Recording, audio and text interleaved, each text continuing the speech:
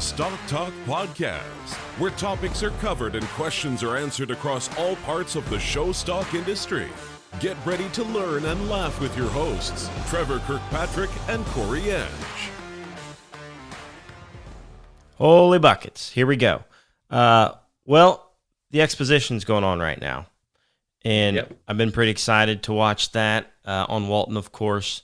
First time in a long time that I have not been there. So I'm watching from a distance, getting pretty busy here in Ohio, so I could not get away. But super pumped and thankful for Walton, of course. I heard Jim McCoy. I heard Kevin Wynn. I heard a lot of mentors. So it's nice when you have not only a good livestock to watch, but also familiar voices to hear. Yeah, for sure. The week at the exposition, I got to spend a couple of days there, and it's crazy to me that the Indiana State Fairgrounds can host a show of that magnitude. For those that are interested or wanting to know, there was 5,500 head between the junior and the open shows that were entered there. Wow. So quite the numbers as far as the exposition is concerned. And in my world, we're gearing up here next week for Summer Type Conference and the National Junior Show for Team Purebred. 'Tis the season. I love it. It really is. And it's going to be a whirlwind here. I never thought that I would be okay with there not being a pig show for a month or two. I'm there. Yeah, I'm there. It's a different optics when you're actually employed by it. But I was wanting to do a fun thing. So if you're listening to this and you're at the exposition in Indy, we do have a Snapchat filter. So how about you flood our Snapchats? Use our filter, send it to us. Since I can't be there, that's kind of selfishly one way that I can kind of see what's going on. So use the filter, say what's up. What's our hat inventory look like? We've got some. All right. How about this? Send Stock Talk a Snapchat with the Stock Talk filter while you're at the expo. We will screenshot those and we will pick a random winner. The best one. How about the best? Yeah. How about, all right. Yeah. Most creative Snapchat with the Stock Talk filter. Love it. At expo gets a hat. I love it.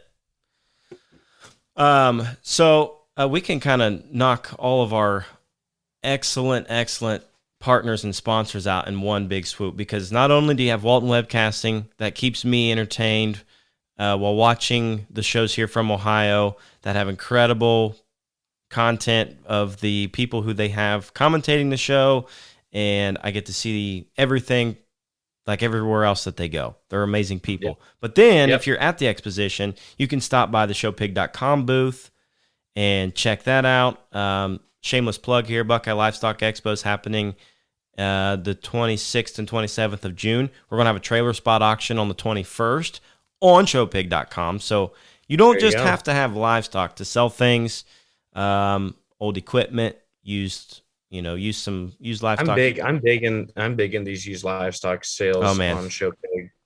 It's actually, I'm really hoping that there's some that pop up on showcattleconnection.com too. Yes. Because Edge Livestock, official name change to come soon. Edge Livestock we do officially have 5 heifer calves on the farm. Officially, I love on the it. hill. I saw Doug's Facebook there the other day. That's incredible. We need some turbo fans in a bad way. So anybody out there actually that might have a hookup to some cattle equipment. I mean, we've got some to get us by, but to say that we were fully prepared for having cattle at the farm probably isn't very accurate. We were not fully prepared. Yeah, but we've got a nice run for them. They're under a fan. They just need a little bit more. Yeah. Well, they looked rambunctious in Doug's deal, kicking around and being all excited. So awesome. Well, we've been using the hotline here with our new phone number. So I'm telling you guys, this has been fun for us. We're only getting a couple. So I hope that you've got your pen and pad ready or your phone. Give us a shout, 234-320-0457. That's 234-320-0457. That's our Stock Talk Podcast hotline. And we are excited for a really interesting hotline. What do we want to call it? Just a hotline caller. Hotline caller. Yeah, why not? Here we go. As Max Look from Illinois. I'm not going to call myself the OG of Freedom Ship and Show 'em, but I'm more like the idiot that stumbled across a decent idea for once while rolling down the highway. Love you guys are doing what you're doing, and we're glad to have you back Wednesday mornings. Definitely have something on the calendar consistently again. For everybody listening, I'm not saying that what I had to say is scripture. However, I think when we kind of step back and view the industry from 20,000 feet, there's some people around here that are in the industry that maybe aren't the greatest role models. And there's a vetting system that we have to make as participants in this industry to make sure that we're aligning with the right kind of people. And I guess as Corey and Kirky's friends, what makes me so proud, not only of their accomplishments and their contributions to public media and livestock, what makes me so proud as their friend is these guys are incredible people, and they're great role models for young folks, and they're going to keep moving and shaking and moving up the line in this industry. So proud of you guys and what you've contributed, and you've done it the right way. So congrats on that. Just got done listening to Hilty's episode. Talk about a guy with some vision and a mindset that's like way beyond anything I can conceptualize. His story about 17.4 about gave me chills. Just, that thought process. And I thought a real good breed and ship and show 'em would be really good Yorkshire Barra sires from the last decade. We'll start with 17.4. We'll put him on that list because I think that makes a bunch of sense with his contributions. Another one, we'll use Untouchable in there. And then the third one, we'll do High Country. That's Winston. So breed and ship and show 'em. Yorkshire boars of the last decade, Barra sires, Moonshine 17.4, Untouchable, and High Country. Breed one, ship one, show one. See ya. How do you, Max, first of all, thank you. That was very heartfelt, and we appreciate the kind words. Longtime listener, not first-time caller. Yes. But listen, you stick us with a breed 'em, ship 'em, show 'em. That is very challenging. Yeah. Now, I think Hilty might kill me for this. Oh boy. I'm gonna go for it. All right. Yeah, go for it. All right. Okay, I don't know. This is a tough one. Okay, so if I'm thinking, Max specifically said Showbarrow. Yes, Showbarrow sires. Showbarrow sires.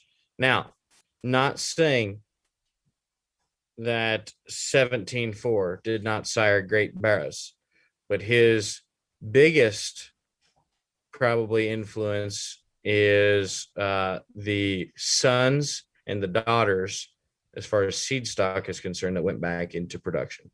Am I wrong or am I right? No, I mean, yeah, yes and no. I mean, he won some bear shows. I mean, I'm not saying he did. So here's the interesting thing, because you have Untouchable and High Country there, and I think if you want to talk about a Yorkshire boar that has won a ton of bear shows, I mean, High Country has got to be probably in the top 5. Mm-hmm. And then you get Untouchable and the Touchable Sons, and those things get in there. So it's tough for me. But I feel like if I were to breed one, ship one, show one, I'm probably, just for the sake of the diverse population of pigs you can get, I'm probably going to breed 17.4. Yes. And then you're probably not going to go wrong with High Country or Untouchable in the show ring. But I think as far as like hype and having like a show barrel look, I feel like High Country shown as like a young boar probably would have looked really cool. So I'm gonna show High Country. For whatever reason, I'm shipping Untouchable. I don't know how I arrived at that point, but that's just what happened. So Yeah, well, I mean, High Country has Moonshine 17.4 in his pedigree. So yeah, so you really can't really ship one and yeah, not yeah it exactly. really eliminates your I would have to. I mean, I feel like we do this a lot, but we also think a lot alike.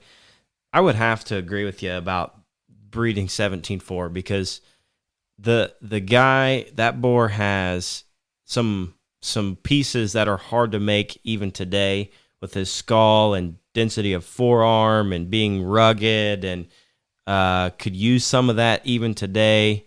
Yeah, I'm rolling right the same with you.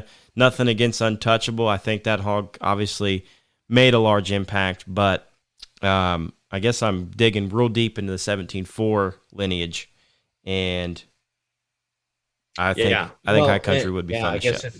If you're gonna do that, I mean, you've got to have High Country instead of, like, if you could, I guess you could have 17.4 and ship him and just say, hey, I've got High Countries now, so I don't need 17.4. True. Whatever. But anyway, that was a good one. Very interesting take. We are kind of going down the show pig rabbit hole. However, Trevor, we have a guest here that most probably would recognize, as far as livestock species go, would recognize from the show pig world, from the purebred swine world.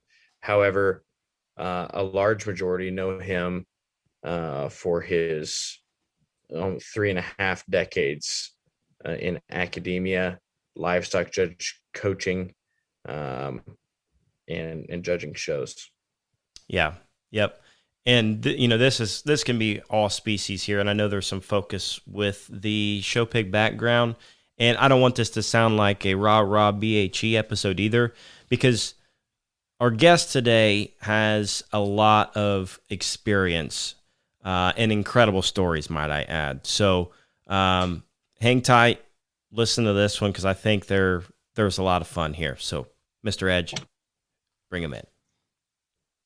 This is pretty much like trying to introduce Dan Hogue for me, where I don't have a whole lot to say because I think the legend speaks for itself. How about we just jump right in to this episode of Stock Talk with none other than the legend himself, Big D, Lee Denzer.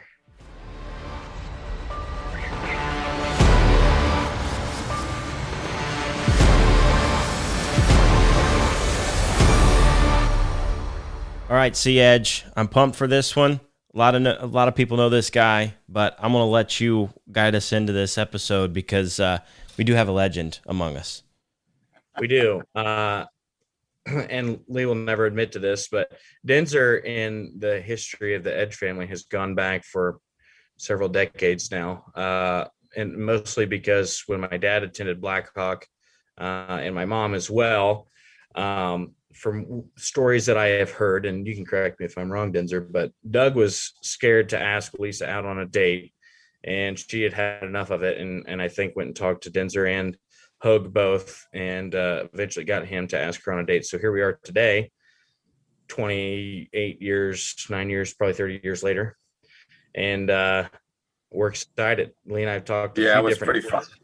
It was pretty funny, back then, because I think Doug was Lisa's big brother, and and it was like, and Lisa kept coming in my office complaining that Doug wasn't helping her enough, or she wasn't understanding, and they were bickering back and forth. And I don't know, Doug came in and says, I just don't know how to get through to her. And I said, well, I think it's pretty obvious that you guys like each other more than you realize. I'd ask her out. And I was kind of being smart, but I was also being sincere. I knew that there was a flicker of lightning there, and so it just happened to work out really cool. So I guess I do have a very small ember of light in your life there, Corey. So, but, well, thank you, Jim. Yep, and I'm honored. I'm honored to have that distinction. I think the world of you, and I think the world of your mom and dad, and your entire family, grandma and grandpa, and all the above. So Happy to be here. We're excited to have you on. And I was telling Dad that we were going to record with you, and I said, "Is there any old Denzer stories that we should tell?" And he said, "Probably none that you could probably put on the airwaves." We had a lot of fun. For those that don't know, just to clarify, my mom and dad are not brother and sister. There's a program at Blackhawk for the judging team that, an older, sophomore is paired with a freshman coming in, and they call it kind of a brother-sister program. So just to be clear, there's no inbreeding in the Edge family that I'm aware of. So just want to put that up there. That is good. Yeah. Yeah. I don't think that doesn't go on a Blackhawk that we know of. No, not at all. So let's talk about Denzer pre-Blackhawk. How did you get your start in the livestock industry, and where did you get the passion for your career that you have or have had so far? I was pretty lucky. I had a great mom and dad, and I had three brothers. We grew up on a family farm like so many people my age, and we had dairy, we had pigs, we had cattle, and a grain, corn and soybeans, hay, and so forth. And a neighbor of ours had some Durocs, and I was just always intrigued with the pigs for some reason. And so my dad knew how competitive the Durocs were, like at the state fair and at the county fair level. And he always liked Poland Chinas, my dad. He just thought they were pretty cool. And so my first sow was a Poland China sow. And I still remember my mom coming to my fourth grade class when she farrowed. And then that was my first 4-H project. But to speed that ahead, that's where really my Poland China interest started. And then my brothers and I, we showed some Polands at different times during our 4-H career. But as far as me getting involved in coaching, teaching, and where I grew up, it really kind of all starts with an accident, believe it or not. I was definitely don't want this to sound boastful, but I was a really good athlete at a young age. Baseball, basketball, football. I was a quarterback of our football team, and like in junior high, and we won the city championship. And I was like most valuable camper as a basketball camp at Illinois State when I was 13, 14. And that was pretty much my life other than being from the farm. And we played baseball nearly every night, my brothers and I, in some different league. And we were all pretty respectable. And then I got into a farm accident and I broke my leg. And that put sports to a little bit of a halt. And then I worked really hard to make myself get all the way back. And then believe it or not, I got all the way back in the 9th grade. I played well. I didn't grow. I quit growing, but I was about 5'10" when I was younger. At that age, 5'10" was pretty tall back then. And but what really hurt me was that on baseball, the spring of my freshman year in high school, I broke my other leg. And so I went to a high school. I went to Normal Community High School in the Bloomington Normal area in Illinois. And, we had 500 kids in our class. And so, injuries just played a really large role in if you were going to be able to compete at that level. And so anyway, that led to me meeting some other people in high school. His name was Carl Neubauer, who still farms in the Bloomington area and was involved in showing and judging. And then probably the most important person, Jeff Adams, who used to be with Adams and Dreyer back in the late 80s and 90s with their steers. And Jeff took me in, and it was basically Jeff Adams, Brian Hawes from Hawes Angus in Leroy, Illinois. And they were on the county team, and they kept bugging me. So we need a fourth person really bad. And I'll be darned if they kind of bugged me. And I said, I'm not interested. And finally they bugged me enough that I got on the 4-H judging team, and then I got more involved in FFA. And I've always been competitive in whatever I do. And anyway, so that led to a different line of competition. And then by golly, we won our McLean County won our state county contest. We went to Kansas City, and then I made the Illinois 4-H team. And then when I got the University of Illinois, I got lucky enough to be one of the better judges on meats and livestock. And then Dr. Doug Parrott asked me to go to graduate school and be an assistant coach with University of Illinois, and also coached the Illinois 4-H team. And that was in the early 80s. And then I was really fortunate. I'd met Dan Hogue along the way, but and Dan and I got to be very close when I started coaching, because he helped me so much getting workouts set up. And he always said that we were welcome. So it always worked out to join the U of I or Blackhawk or both. So it really worked out well that way. And so I got close with Dan. I still am today. And he took a liking to me for whatever reason, and we just got along really well. And at that time, Blackhawk was starting to send more students to the U of I. And that was really before we started sending them all over the United States. And so some of the very first, because that's our land grant school, and that was our main accreditation school from Blackhawk transfer kids. So from there, we went to, we had some kids come, and the kids that were seniors, when I was a junior starting on the livestock judging team at Illinois, they had 3 or 4 really good Blackhawk kids on that team. And they did well. They were 3rd or 4th at Louisville, and the top 3 or 4 at Kansas City. And then my year, I had we didn't have as many, but Jeff Adams was a transfer from Blackhawk. And we had some other kids that transferred. And so we ended up, between the combination of a few U of I kids and some transfer kids, we had a nice team. And then my first year in graduate school, Blackhawk had an awesome team in 1980-81 was the best team ever until Blake Bloomberg and Ravenna Bloomberg and Tyler Weingartner and Brandon Yanis, a lot of people that are judging a lot of shows now, and several others. John DeClerc were a member of a really good team. Chad Horsley, I could go on and on. In 2004, 2005, that won all the national contests. But at that time, they won 3. Well, all of them transferred to U of I. And I'll be darned, happened to be the assistant coach, and we won Louisville. And that's the last time the U of I has won Louisville. They've been close many times. But so that's how I basically kind of got started. And then anyway, that's where I got started. Then I ended up going to the U of I graduate school. And I never dreamt in a million years I would end up being a teacher, because I really didn't like school. Most of the teachers irritated me. And somehow or another, I ended up teaching for 2 years at Joliet Junior College. Hogue recruited me to come to Blackhawk, and here we are 30 years later, 35 years later, I guess. So. Wow. So did you show much when you were growing up to get started, or? We showed pretty much, we got pretty serious with our Polands.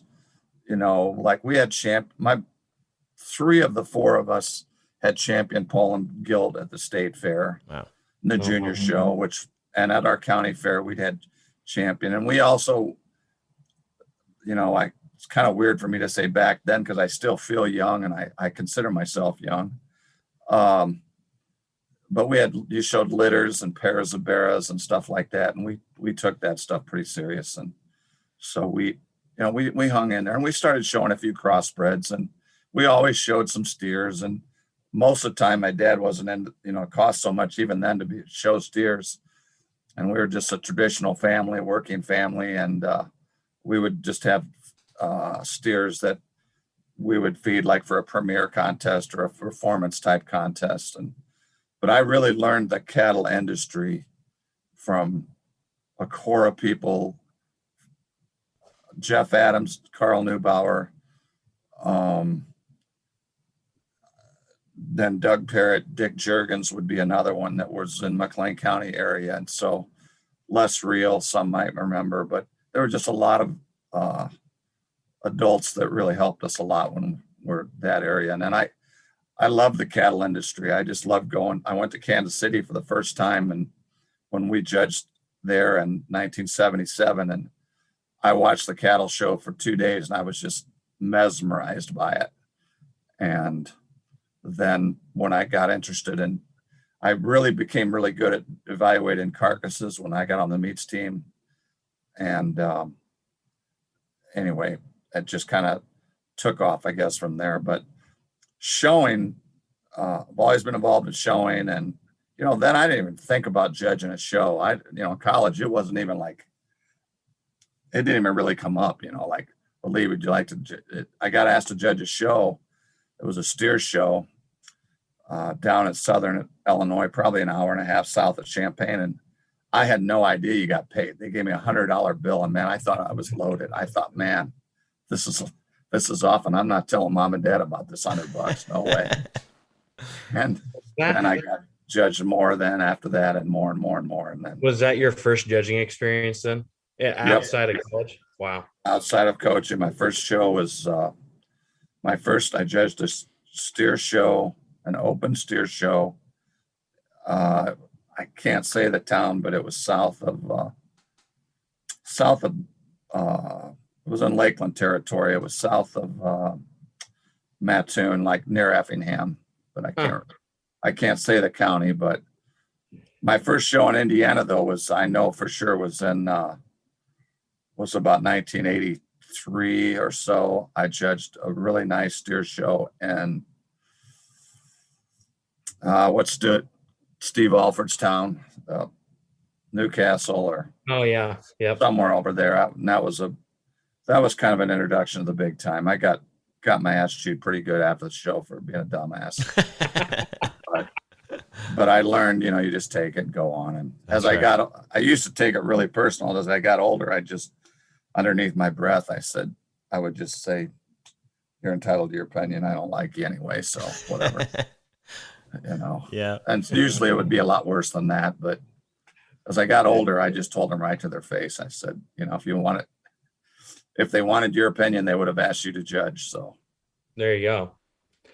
There's a lot of young people now that, you mentioned how when you got out of college and started coaching, you didn't even think about judging shows. Like that seems to be a major goal of a lot of kids now, is like, I want to be able to judge shows and evaluate shows. And it's funny that you grew up showing pigs and raising hogs, but your first show was a county fair steer show, open steer show. And what do you remember your first pig show?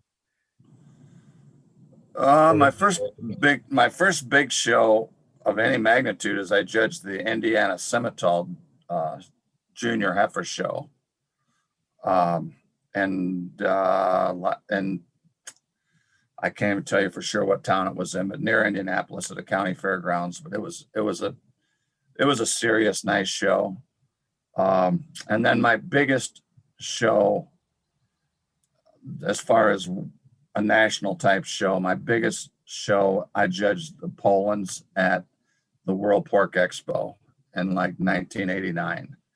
So I was pretty cranked to judge, be able to judge I judged a lamb show, state fair lamb show, state fair pig show, and a state fair cattle show, and a national pig show before I was 30, which wow, I was pretty proud of back then, but I didn't.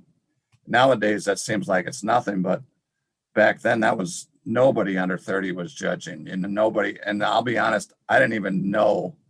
I never even thought about judging shows when I was in competition, and I never dreamt you got paid to do it. And when I went to the first couple shows and they got paid, I pretty much started doing it for the money, because I didn't have, I just didn't have the money. I'm like, even if they pay me $100 or $50, I'm going. And so I went to some pretty small, unprepared counties sometimes, but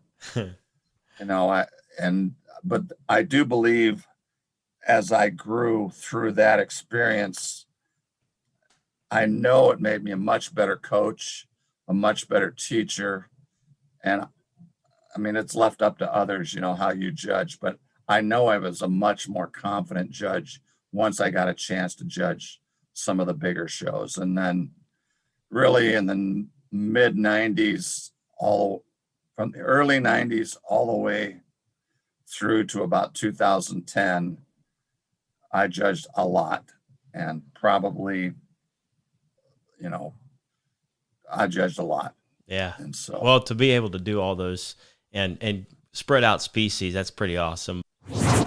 Quick break in the action, folks. I need to tell you about our continued support that comes from Tarbell Marketing and Design. Jace Tarbell is a marketing genius, and we keep saying that. You're not going to know it until you utilize his services. Go to choosetmd.com right now. Pick up your phone and do it, because Tarbell Marketing and Design is doing next level things. They're not just slapping a logo on your Facebook now. It's more than that. It's a competitive industry, and you need to be on top of it with Tarbell Marketing and Design. ChooseTMD.com. A lot of people know you now through BHE at Blackhawk and what you've done there, and all the students that you've helped throughout the experiences and all that. And we might as well dive into the Blackhawk side of things, because there's a lot of stories that come out of there. Obviously, we met you out there, Corey and I did, and I will never forget one of the biggest things I wanted to cover today was your barn that you have out there. I know Blackhawk hat on now. There you go. For those listening, we're sitting here on Zoom, and he put on the Blackhawk hat, so things are getting serious. I'll put my Blackhawk hat on now. But Denzer has the barn, and when we started out there, Corey, I wasn't sure what that meant, and boy, oh boy, it was a huge blessing to us. We got to house some hogs out there. I think we've talked about it on some past episodes, but this is one of the many topics that, as far as BHE goes, that we wanted to cover. But how did that come about? I know you've kind of in the past, you've had some kids who wanted to show hogs during school but couldn't go back home. Me, prime example. We took a Duroc gilt down to Perry. I couldn't obviously put her in the basement of Country North, so we had to find somewhere for her. And it sounds like that has been pretty awesome for a lot of kids to do that. So let's start there and about that barn and what am I talking about? Help these people learn about it. Yep. Well, Mark and Dave Wilson farm just south. My farm is 5 miles south, almost exactly on 78 from the campus.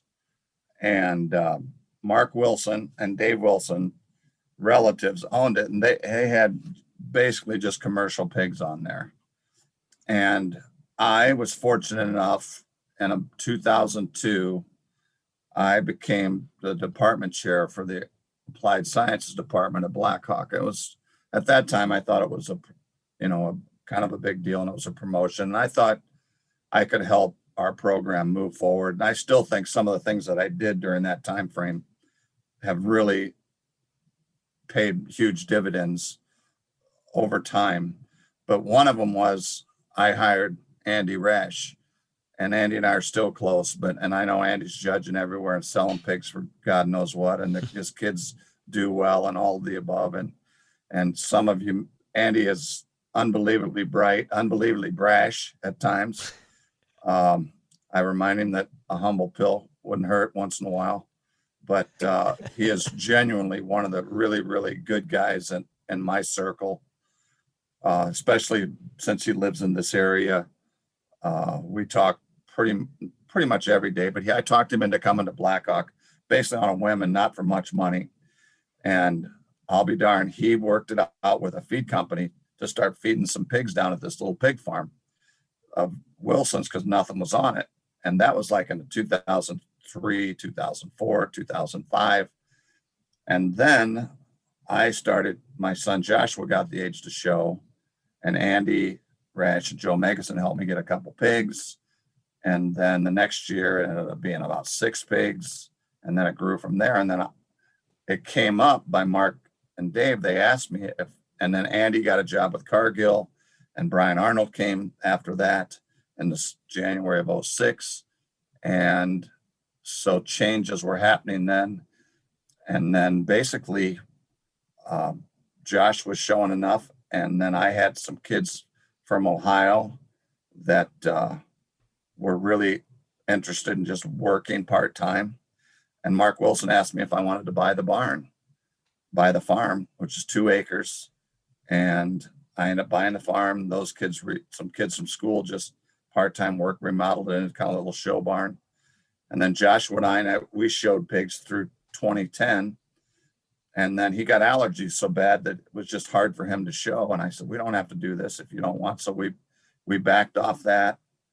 And that's the time frame basically from 2009, 2010, or even in the winter.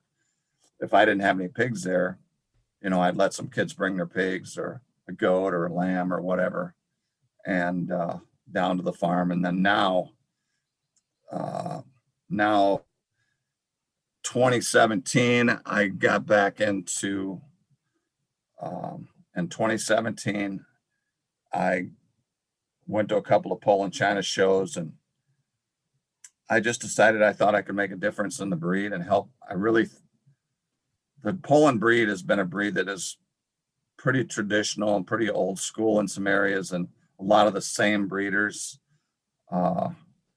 And I thought that I could make a difference. I knew that my brothers would be interested to come to shows and just, and then I lost my brother Adam in 2008, and he was our Poland China person and had continued to raise and sell Poland Chinas, and do well at some of the national shows when he showed. But when he passed, it left a little bit of a and so I went to a couple of shows. I thought I could make a difference, and now I'm back with I'm involved with Polands now again, and I have Polands at the farm. It's kind of full circle, you could say. So I'm pretty cranked. So that's kind of how that has all evolved. It's full circle. This year we have a new young coach, Tim Hubbard, and he's does very well with his lambs. And so one of my barns, I let him, we made an agreement, and he sold a lot of lambs out of there. So I'm always trying to help people.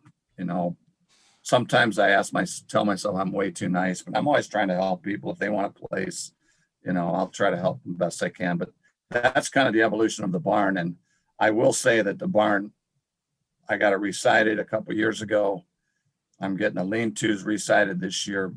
It's not going to look like Denzer barn. It's going to be a destination there pretty quick. There we go.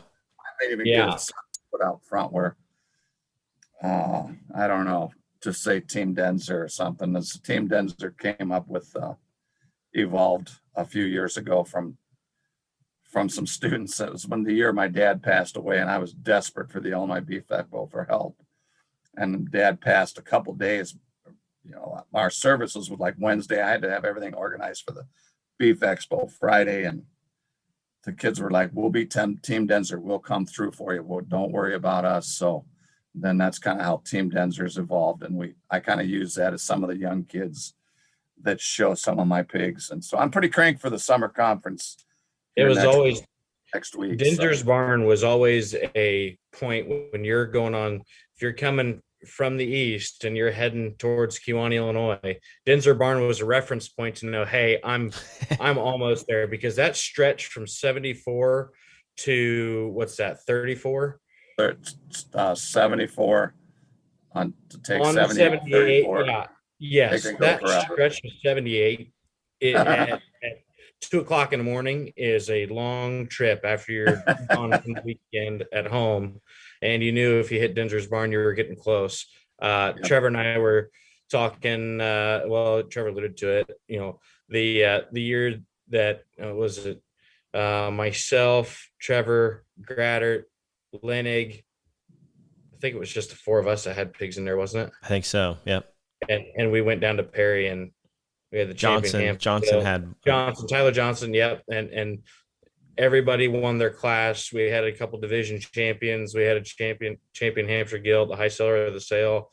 And that I remember we had to walk pigs in 2 foot of snow one time. It was a trip, and that was before the new siding got put up and everything like that. So there was a draft in there. We spent a lot of money on LP and getting that put together. But no, that was a lot of fun. But there is a story that we have heard told by several people. I don't know if we've heard it come straight from Denzer, but we've heard it from several people about a boar that ended up making a name for himself that came out of that barn. Denzer, do you know what we're talking about? Yeah, I know what you're talking about. Thought I had my notes here somewhere. Anyway, basically, in the winter months, I just didn't do much, out there. And if you want to irritate me, just drop something off at the farm without telling me, and that is probably one of, and you guys know me, I like to think I'm happy-go-lucky. I might be serious and have my mind focused on a goal, but I tell people, I said, I really, really genuinely try to be nice all the time and try to be helpful. Those are kind of my living things that I try to live by. And, but I really get irritated if someone drops something off at the farm. Number one, I want to make sure they're taken care of. Number two, just from a general animal husbandry, make sure they're vaccinated. They get, hopefully get like an exceed and get wormed and all the above. Just get something to make sure we can keep them going. And I didn't even know anything was at the farm. And Kane Cosmaker was coming by the school, and he stopped by the school and he goes, Denzer, you've got two pigs in that back barn and they're about to die. And I said, what? And he goes, I'm worried that the health department or the USDA might get wind of it and you could get in trouble. And I'm totally confused and I'm totally upset. I'm not even going to say who put the pigs there, but I went down there, and by the time I got there, one of them was dead. And the other one, I swear to God, he was a Yorkshire boar. And he probably weighed 60 pounds, maybe. And he had like inch long hair on the top of his spine. And he couldn't have been like more than 3 inches thick. I didn't know if he was going to live, but now I at least knew he was there. So I started just, Joshua was at home then. And between the two of us, we made sure he was fed and watered morning and night.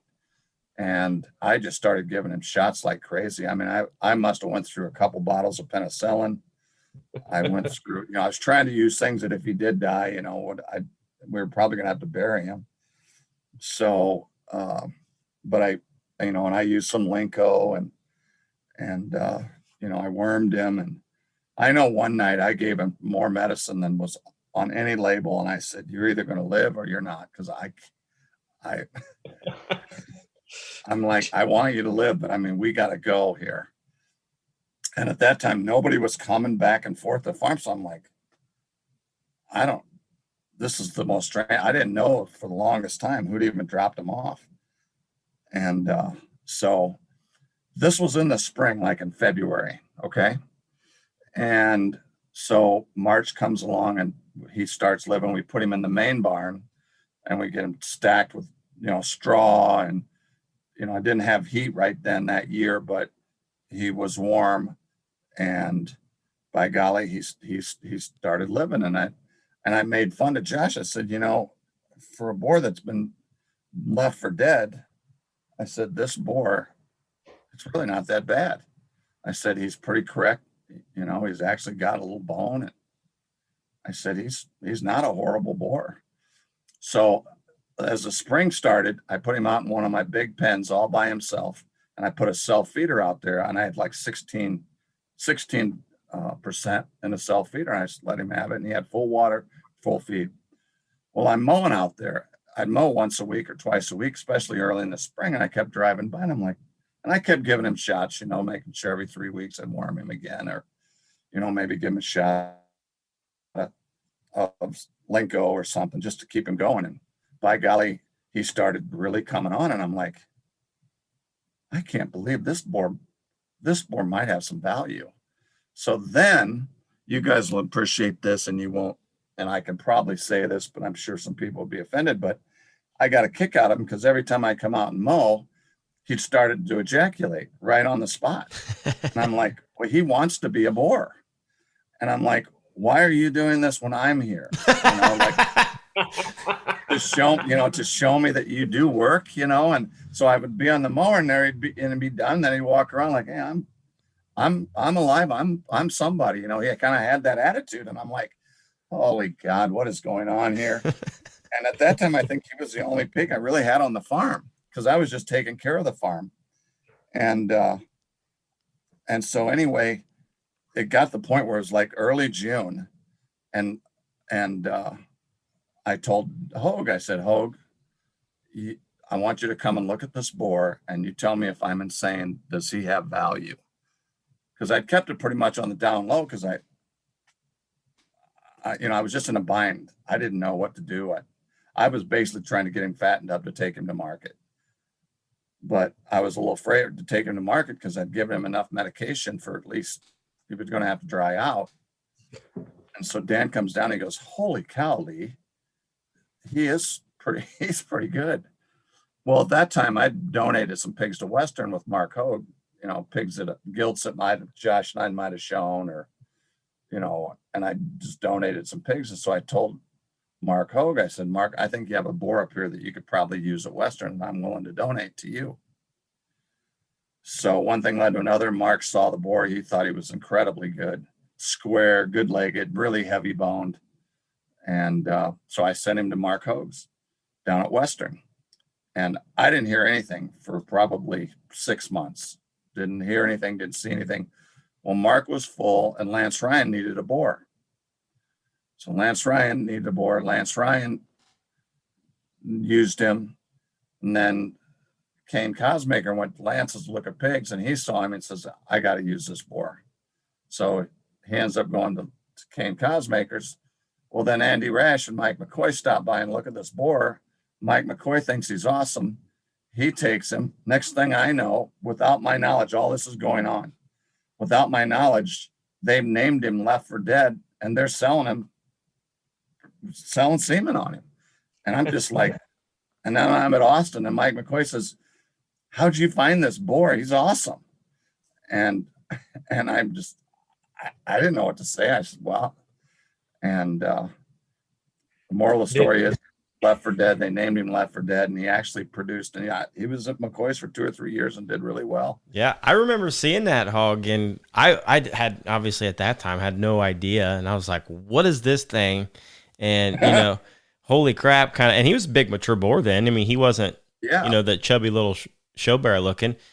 And then that's when I first heard the brief story of like, yeah, you want to know why his name's Left for Dead? So we had to pull that out, and that story is incredible. First of all, I guess the moral of the story is make sure you take care of your dang hogs that you drop off. I mean, but and tell somebody that you're dropping off at a farm. Yeah, well, and you know, they should give you a lot of credit for that, Denzer, to keeping them alive. Well, I don't remember, you know, to pick on those guys. I don't remember ever receiving any money. Number one. I told McCoy, I said, you know, you could send me a check once in a while. Just a little bit. I said, there's some free semen, something. And they just all laughed like, yeah, but I never got a check. And then I told Mark Hogue, I said, what the? Yeah, sent him to you. This was a donation. I did not expect this to go back around and other people are going to make money on him. But I'm happy it worked out. I feel proud that I saved this boar, and he had value, and it makes for a great story. And it is everything in it. I can make up some of the best stories in the world and talk to anybody, but there's not one single thing about that story that I have made up. Now, there may be some things in between the time I took him to Western and how he ended up at McCoy's that I don't know anything about. But from the time they took him to Western, but from the time I saw him to the time we got him looking that way, I thought, wow. So then I was very happy when I found out that he was actually going to make a difference for some of the breeders. So I thought that was really cool. And it wasn't about, I don't know, it wasn't ever about the money. It was about just general animal husbandry. And I just couldn't live with myself. So. And what are the odds that a random Yorkshire boar gets dumped at the farm and turns out to be a boar good enough to sell semen on at some point in his life? So that's so the moral of the story is next time you drop something off, let me know so I get a better start. Yeah. Get a contract made up maybe. Yeah. Or at least let's try a little little more organization here. So anyway, folks, if you were in Des Moines, Iowa, or in Indianapolis, Indiana, or if you plan on being in Springfield, Illinois, or Louisville, Kentucky, you're going to see some very, very high quality images coming from none other than Legacy Livestock Imaging. That's right. Heidi and Charles and team there at Legacy Livestock are going to be at all the junior shows this summer, and even some throughout the fall and the remainder of the year. Folks, if you want to have high quality imagery attached to your brand, your location, your show, your event, whatever it is, make sure to get a hold of them. Head on over to legacylivestockimaging.com today and get your livestock and people and other things taken pictures of, because I tell you what, they are some of the best in the business and great friends of ours. legacylivestockimaging.com. All right, speaking of stories, I want to keep rolling on the story train. We're going to skip down here on our list of things to talk about, but one of the neatest things I think about Lee Dinser that a lot of people close to the people that have been to Blackhawk know about you, is your relationship with Alabama. And I'm not talking about the state in Alabama, but the music group, the country band Alabama. And my dad is a huge Alabama fan. And when I had first heard about Lee connecting with one of the members of that group, I thought, no way, this is a fake story. It didn't happen. And so Lee, you've got an interesting story about your connection with Alabama. It came through, of all things, judging livestock. So let's dive into I'm just going to call it the Alabama story. okay. Well, first, I'm a big fan of Alabama too, and they were the when like in college, like when they made it, their first number one hit was Tennessee River. It changed country music. There was almost like the Beatles. I mean, it was crazy, and then they had 21 consecutive number one hits in a row. And so if you love country music and you love some rock and roll, it was kind of a combination. So they were just fun. They were fun to dance to, party to, socialize, not socialize, work to, whatever. And it was fun music. And so I've always been one that, I don't care if it's Bon Jovi, if it's Blink 182, if it's Alabama. I like all kinds of music. I try to stay modern too, but I want to know their story. And I studied their story after I really enjoyed them so much. And I knew Randy Owen, lead singer, Teddy Gentry, the bass player, were first cousins. And I knew Jeff Cook was a distant cousin. And those guys were from Fort Payne, Alabama. And I learned over time that Randy Owen lost his dad in 1980, right before they hit it big. And one of the things about Randy Owen is he never really got a chance to mourn, because the show and their emphasis of becoming somebody it took so long. And then when they did, they were big. And one of his dad's dream was to own pedigreed cattle. And so as things unfolded in the early 80s, Randy established Tennessee River Music Cattle Company. I may have that wrong, but Tennessee River basically. And just started, getting cows, and then they started showing and probably and I'd see them at the shows. I would see Randy and Teddy at the shows. But I never really thought to bother him, and I don't want to bother him, and I didn't want to be, a fan. I just thought it was really cool that people that have had great success that are in the cattle business. I thought it was really cool. I met Mel Gibson once. He was standing right next to me at the gate down on the green dust at Louisville, and I didn't realize I was standing next to him. But I just thought that he was part owner on Beartooth Ranch at that time. And I always thought it looked pretty cool. And I wanted to know how they treated people. And I saw Kenny Rogers, he owned Hereford cattle, and we had Blackhawk kids that worked for him, and they just said he was not a very kind person and didn't pay him very well. And just stuff like that, I just always thought was interesting. Well, anyway, long story short, Dan judged Hogue had judged the National Hereford Show in Bozeman, Montana in like 2001 or so. And at that time, and I'll be darned if their youngest child, Randa Owen, was the one who loved the cattle of their 3 children. And in 2001, they went, and I'll be darned if they didn't win champion heifer. And after that show, they talked to Dan, and Randy and Dan built kind of a relationship. And just right before that, we'd sent a couple students down there for work experience. So we kind of knew Randy, but we usually talked to the other people from the ranch to work. But we knew Randy. I knew him a little bit. Dan knew him better.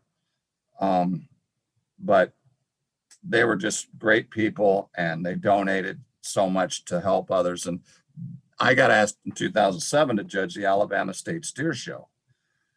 And there were a lot of unknowns that I did not know going down there. I knew at that time that Randy Owen had been on the junior livestock board at the Spring Alabama State Livestock Show. I knew that he had donated a lot of money to that show. But I knew other people on the board too. So it wasn't like anything really special then, other than knowing him, saying hello, But I judged the steer show, and I was judging a ton of steer shows. Then I was actually on the verge of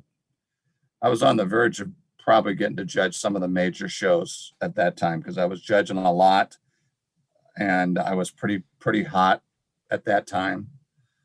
And when you talk about judges earlier, back then there were a lot of judges. When I was judging, all the great judges were in their 50s, 60s, even early 70s. I'm only 61, and man, I'm archaic compared to a lot of committees. I mean, I don't get asked very often to judge, and it's fine. I've judged so much. It's fine, but I'm fine with all of that. But at that time, I'm in my mid 40s, and I'm like this, and I was really getting a chance to, I don't want to say felt like I was kind of big time, but I was getting asked to do a lot. And I was flattered. It was fun. And I met a lot of people and so forth. I go to the Alabama State Steer Show. They have like 150 steers. And of the 150 steers, they have 15 classes, maybe 180 steers. But they have 15 classes, 5 in the first division, 5 in the classes in the second division, 5 in the third division. So I get through the first division. Most of them are lighter weight. Really not one, even if I wanted to use a lighter weight, just nothing really special in that first division.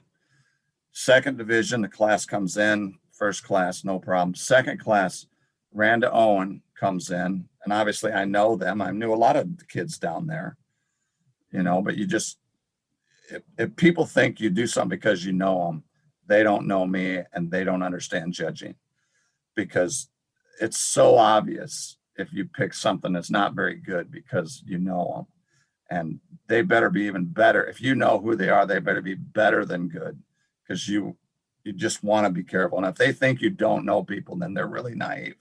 So anyway, she comes in with the show, and she's got a red heifer, and there's like only maybe 5 red heifers in the whole show. And this is a goggled-eyed Hereford looking steer. And I'm telling you, he came in and I go, wow, that is a nice Hereford calf steer. I'm just thinking, man, this is a nice steer. I never dreamt that he would be champion, because he was probably 1260 or 1280. He wasn't. I just never dreamt that he would be champion, because I knew I had like 8 classes left and all the big ones. Because I actually like them to be a little bigger, because I know from the carcass standpoint, the best carcasses are out of cattle that are probably 1350 to 14.25. So, but that doesn't mean that smaller cattle can't have great carcasses. And I've always been, you got to pick the best one, no matter what they weigh, as long as they're in that window. So this steer wins the division, or wins next class.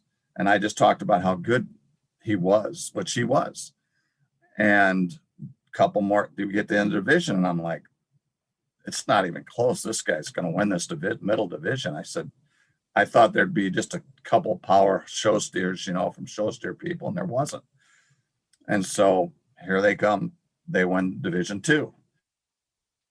So I get to Division 3, and you're just kind of waiting for that great steer to come, that great barrel, that great lamb, whatever, to come in that you're like, I can have a handle. This guy's the best.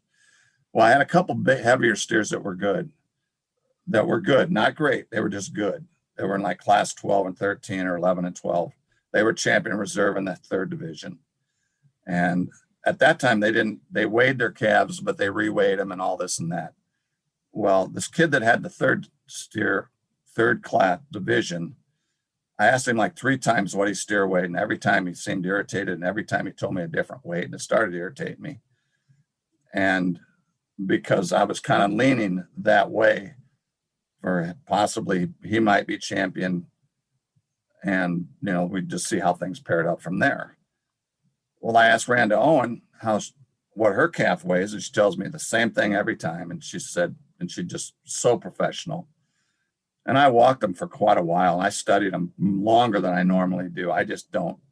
I get my champions, I'm done. Let's roll, because I cannot stand judges that take too long, and I really cannot. I talk too much, but some of these newer judges this day and age, I would say they need to say a little less than what they say. But I think we get down there, and I'm like, you know what?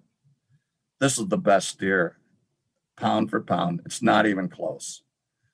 And so I picked him for champion, and I picked the other boy for reserve. So I said, they're the best 2 steers. I didn't even think anything about it. And I get over to the backdrop for the pictures, and Randy Owen, at that time, Alabama wasn't playing because they'd had their reunion tour in 2003 and 4, and I just said, congratulations, Mr. Owen. I'm just trying to be nice. I wasn't thinking to make a big deal about any of it. And Randy says to me, he goes, Judge Denzer, and he started crying, and he said, this is the biggest day in the history of my life. And I'm like, inside my mind, I'm like, oh shit. I said, this is Randy frickin' Owen, like the god of country music, that's crying in the backdrop. Emotional, I wouldn't say, but in tears, And he said that.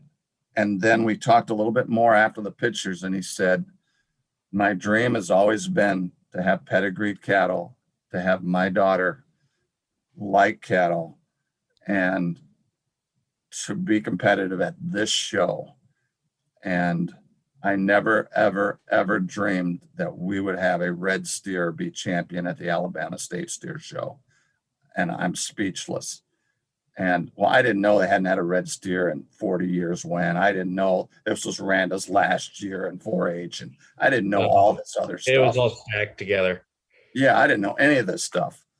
And so anyway, one thing led to another. I had to judge a show, the Tennessee Agribition, a couple of days later, like 3 days later. So I was in that area, and I had driven, and they invited me to the ranch to look at cattle. I'm thinking, Randy Owen wants me to come to the ranch. I'm going to go look at cattle at this ranch.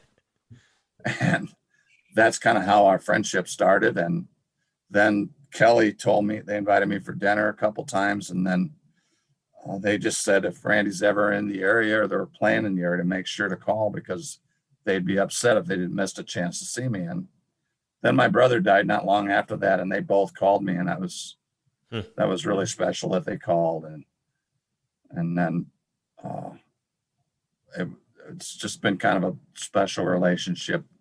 And then he made, I think Randy Mullinex and some others that have worked with him in the Herefords made the little audio thing for my retirement party, and he made some comments that were pretty awesome and that they played. And so it was just pretty awesome. It's pretty awesome. Oh man. And the best part about him, Randy and Teddy, but the best part about Randy is he's a regular guy. He cares more about others than he does himself. I consider him a role model because he came from nothing, and he did it all by hard work, and he has given back probably as much as anyone could. I mean, they're getting close. He's the chairperson for St. Jude's Research Hospital, and they're getting close to since he took over in 1989. Country Cares for Kids, I think, or maybe it was earlier than that in the 80s. But they're getting close to lips and over $1 billion. Wow. And that's Amazing. just to get. That's one of the reasons he keeps playing too, is because he wants to be relevant so we can raise money for kids.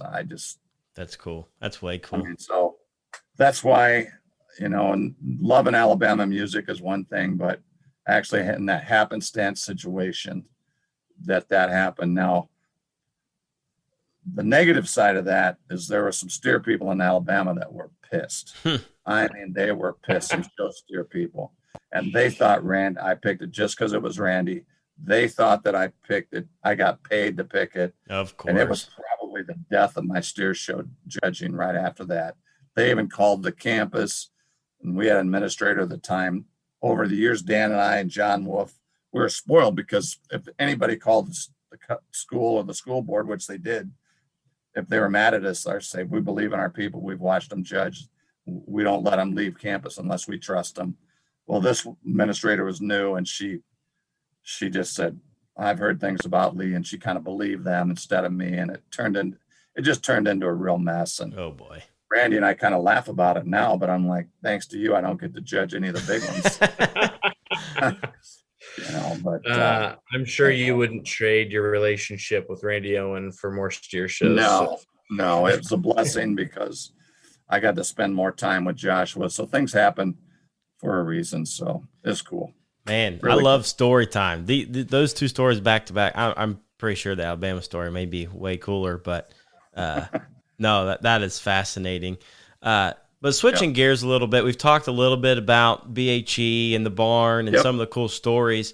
But one of the things I wanted to talk about why we were on here was kind of how, in your experiences, you said maybe 35 years in academia and all of that. In your opinion, what makes a successful student, a successful judge, just a successful kid? Because, going from high school to a junior college is kind of a nice transition. But what are some of the tips you'd give maybe some of those parents and younger kids listening to get a jump going into school here come August? Yep. Well, I kind of, with the questions you guys sent me or some thoughts, I kind of wrote a couple things down, like tips for high school. These are like coming right out of college, right out of high school. I think number one, you really need to prepare for math and English. It just helps a lot. And one of the things that I hate the most is a student said, well, I hate math. I don't give a damn if you hate math and English or not. If you want to be successful, figure out a way to get by it. Look at it as the best students I've ever had have been ones that attack livestock judging the same way that they attack their grades in math and English. It's not like you have to get straight A's, but just you have to do that. And to me, that preparation is huge in high school.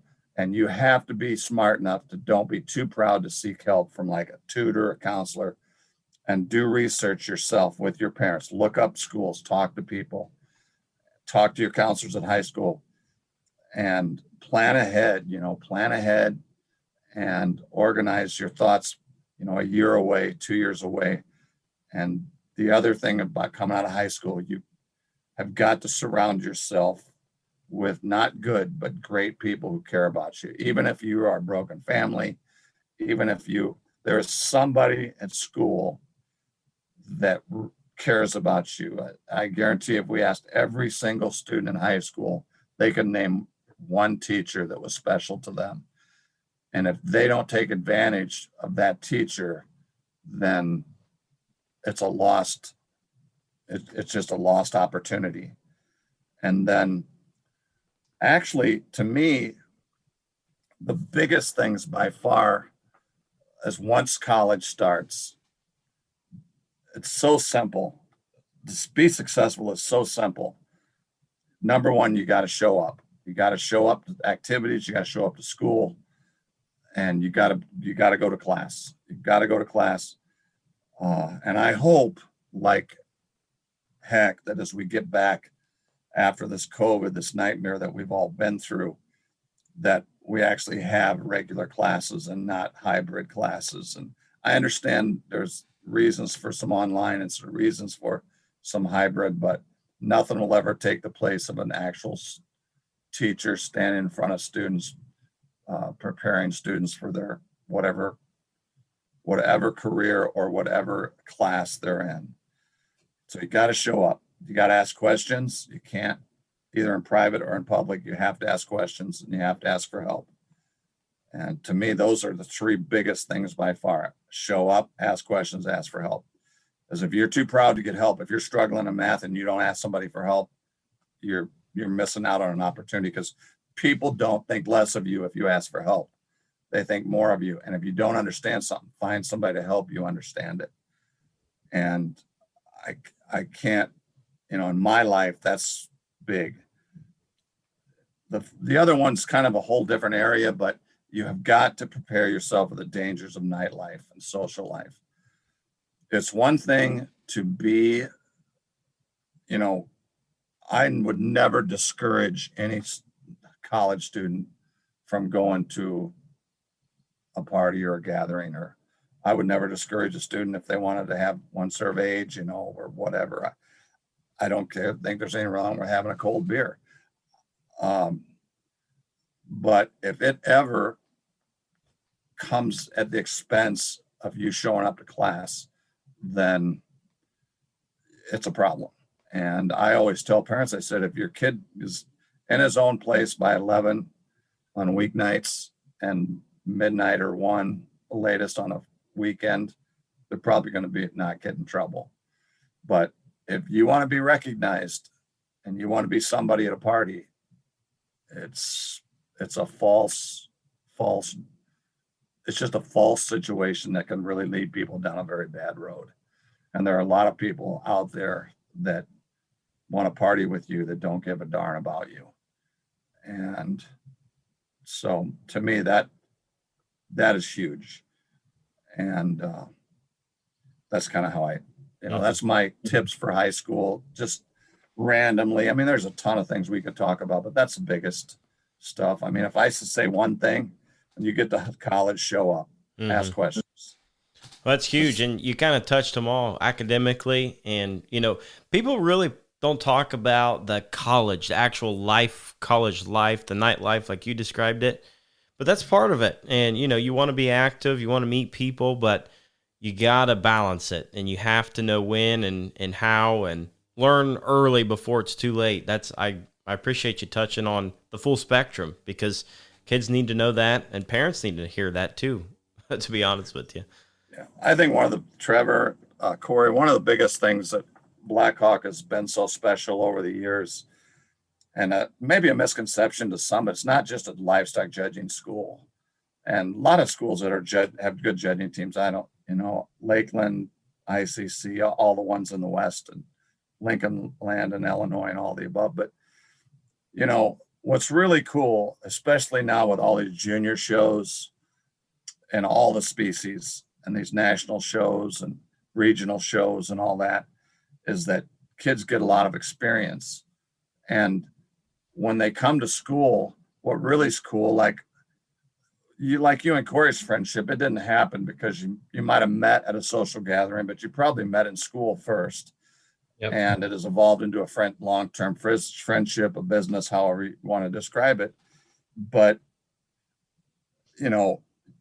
I'd probably hate to think how many shows or sales the two of you have been to together or told each other about. And to me, that's one of the real things that's so cool, is somebody's like, I'm going to go look at pigs at such and such, or I'm going to go look at calves at such and such. Somebody hops in with you and they just go. Yep. And you go do that all the time. And to me, that is what really, really separates Blackhawk from maybe a lot of other schools, is that we encourage that, and we try to get it to as many places like that so that kids will feel comfortable going there if they want. Yeah. So, yeah, there's no doubt. We've brought it up many times that the connections, that really the entire spider web of connections that have been built just through Blackhawk as a school. It doesn't just transcend through your own class or group that you're in there with for 2 years. I mean, it goes well beyond decades above and below your own age group, and it extends well past what you do. And Blackhawk is special to Trevor and I for that reason. But I think there's other schools out there that have learned that is a huge part of our industry, and the reason that we're all wanting to be successful in it and that sort of thing. So speaking of being successful, we're going to jump into our segment before we wrap things up that we call Drop the Mic. And Corey, this week I'm happy to announce that we do have a sponsor for Drop the Mic. Hey guys, it's Levi with Formula Champion Show Feeds. We are so excited to have you back on and just get our Wednesday rituals back in action. The only thing that may make us more excited are the results pouring in every weekend after these jackpot shows from our Formula Champions customer base. We've had quite a run at these early sheep and goat shows already in many states, and also hearing a lot of great things, and have more show pig families using our smooth design program than ever before. We're opening up new dealers in Montana, Idaho, Texas, Florida, and so many more. And I know a lot of that has to do with our partnership and awesome exposure we've gotten from the great folks at Stock Talk. If you haven't had the chance to check it out yet, you can get on our website, formulaofchampions.com, or Formula of Champions on Facebook and other social media platforms. Remember, you're not truly feeding to win unless you're feeding Formula of Champions show feeds. Well, thank you, and congratulations to the Richards family on the birth of their new son. So anyway, back to you, Corey. This segment was created. Trevor and I were talking about how do we bring something extra to Stock Talk that allows our guests to maybe not necessarily get something off their chest, but just be able to share their message to those in the livestock industry, no matter what their level of success or involvement is. So, Denzer, it's your turn to drop the mic. Well, I will say this. If we're trying to just talking about livestock shows and judging, I think everybody wants to win at life, and everybody wants to win at a show. But we shouldn't focus as much on winning as we should on preparation. Preparation and observation and learning is where it starts. I've got some pigs that are going to the summer conference. I think they're pretty good, but I've been working my tail off for the last 4 months. And I've really intensified the last 6 weeks, every day, every night, working on these pigs, making sure they're eating the right way, making sure their skin is right. And I'm preparing I want them to look the very best they can possibly look. I'm not going to worry about the judge. The judging will all take care of itself. Winning and all that should take care of itself. And I think we lose sight of all of that because everybody wants to go to the show and everybody thinks somebody knows somebody. And believe me, you're not going to win every time, but you can prepare to win every time. And I can't say that enough to parents or their children, but I see it in sports. I see it in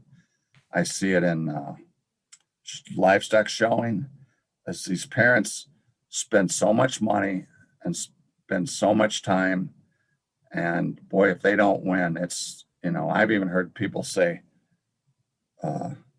you win or die. And it's like, what?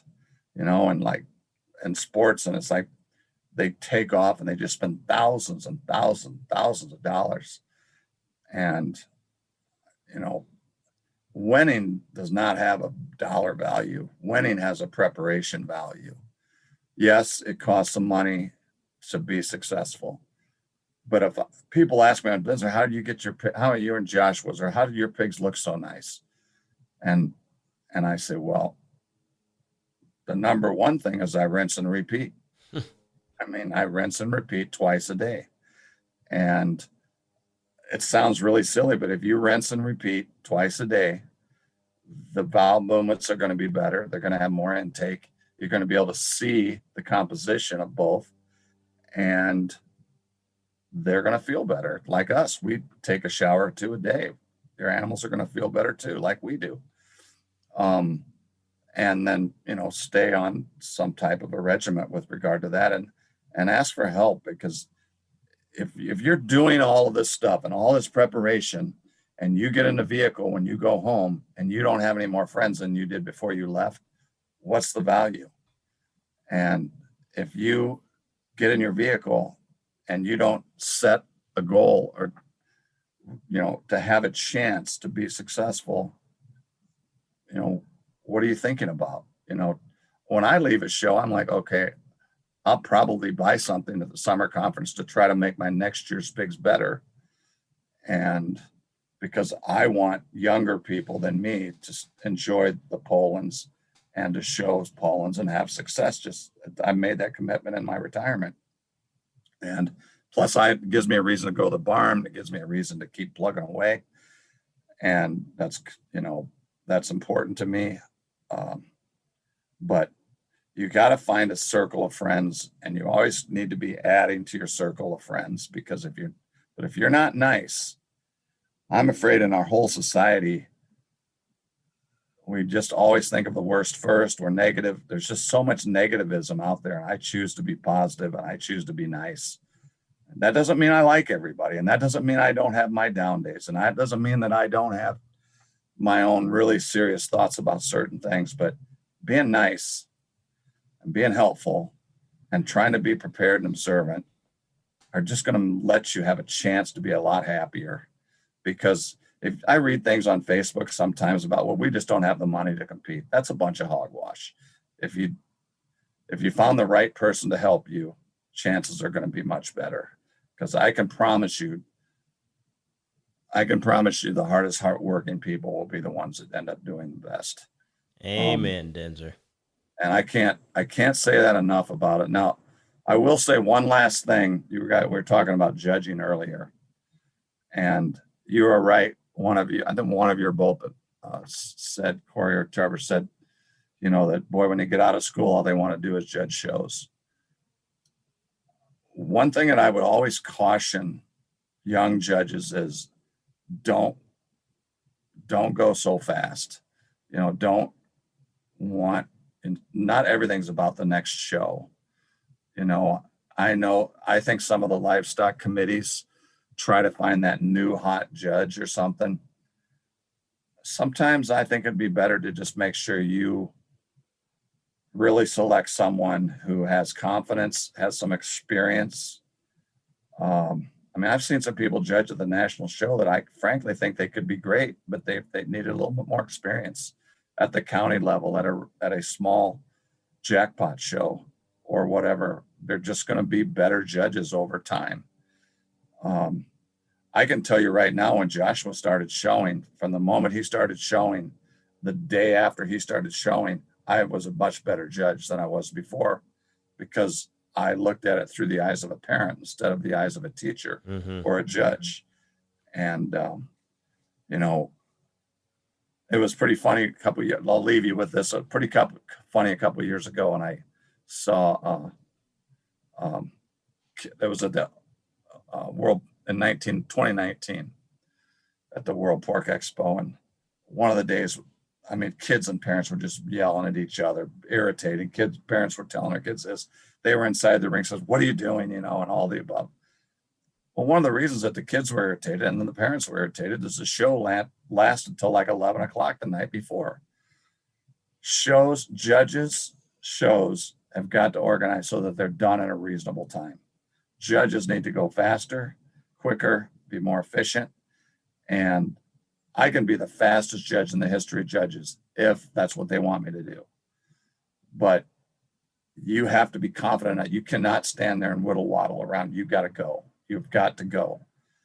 And luckily, I had some experiences in Louisiana as a young person where I had 800 lambs and started 8 o'clock in the morning, and I wanted to be done by 5.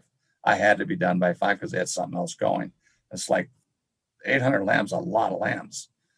And that's a lot of bending over and, handling lambs. And anyway, and there were other things too, pig shows that had 1,600 head or something. And so you just learn to go. But no one is going to be happy if they don't get to bed till after midnight the next morning when they go to a show. Parents are going to be happier if they can let their kids swim at the hotel.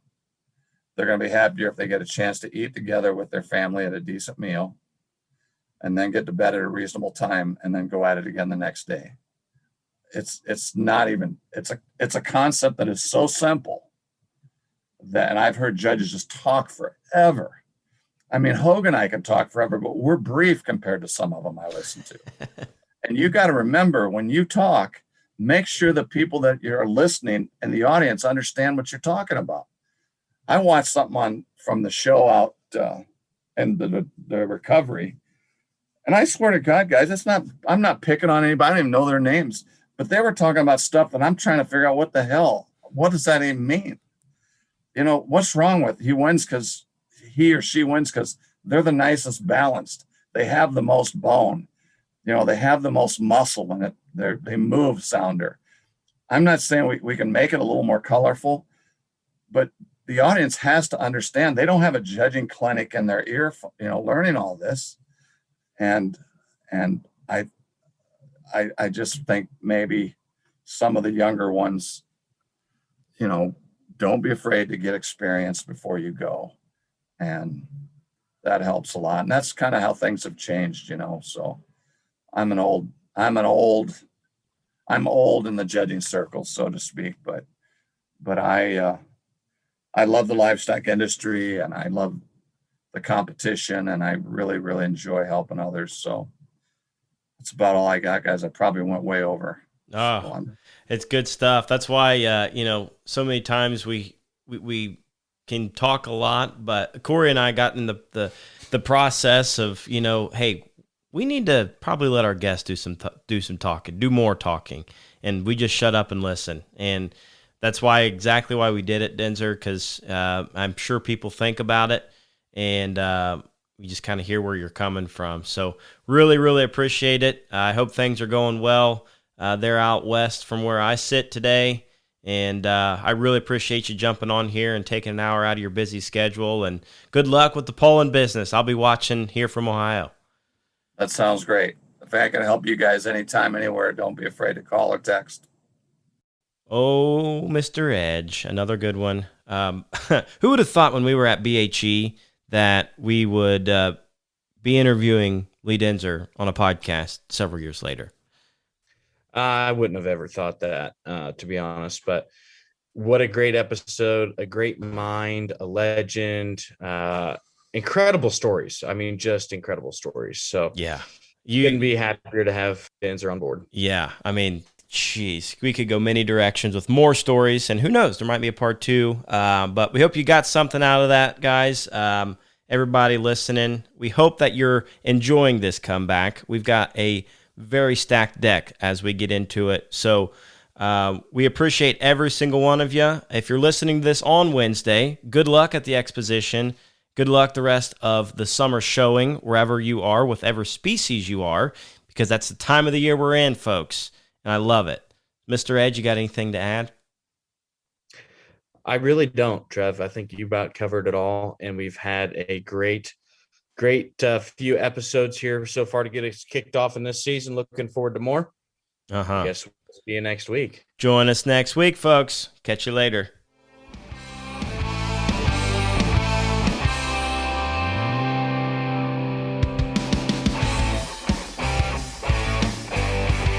I got a good